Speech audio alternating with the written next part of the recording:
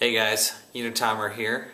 I just want to give you a review of the camp stove I purchased from t-motorsports.com. It appears to be a homebrew product for T Motorsports.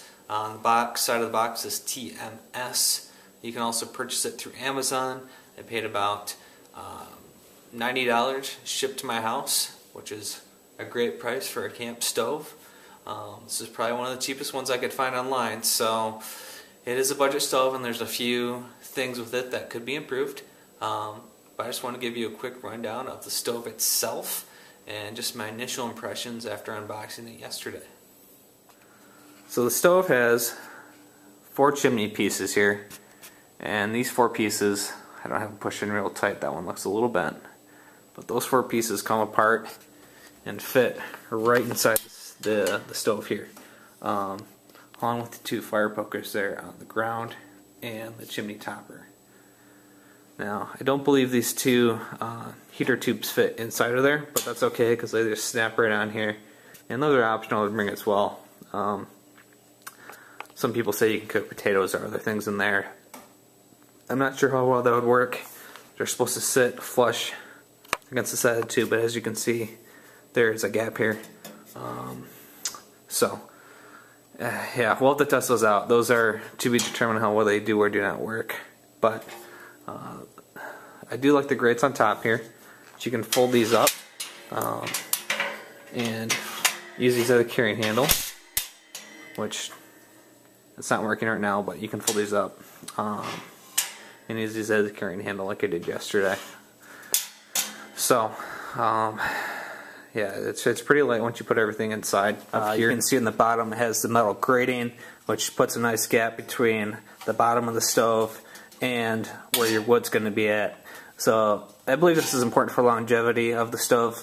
That way the wood is not right on top of the metal and just burning on it and causing it to be wrecked over the years. On up. And the one thing I did not like, which I shot footage of yesterday, is this latch. This latch is just horrible. The front cover here just opens and closes.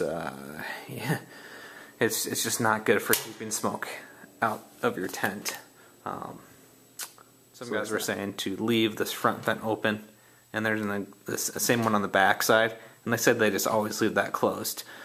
Primarily because they want to keep smoke from coming out of the front here, and they just keep the airflow, moving through to the back and up out the chimney. And since the exhaust vent is only a 2.5-inch diameter pipe, it's not a huge pipe, and everyone did recommend using the full length of the pipe with the chimney itself just to keep the updraft going.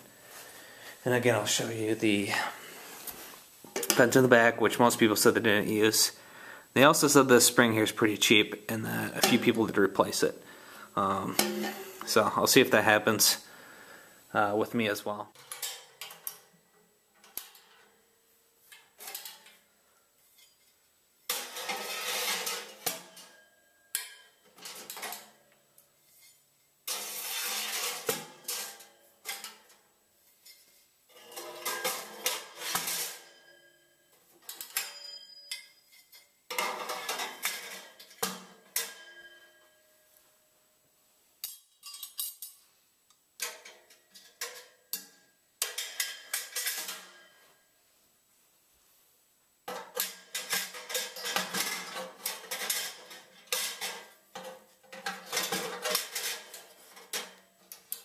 So this is what the stove looks like, all packed up, obviously except for the legs.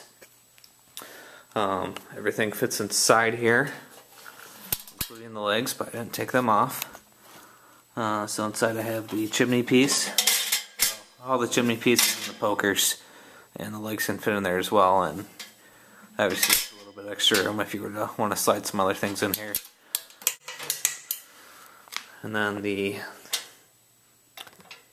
top grates here just fold right on up, and if you leave the tubes on, that's no problem. Just pick her on up here. They say it weighs about 30 pounds, and just by judging that, I'd say they're about right. So, sorry about that. It's not too heavy. It's also not too light. There are my initial impressions of the T Motorsports stove. once I do a initial burn-in, I'll post another video. Thanks for watching, guys.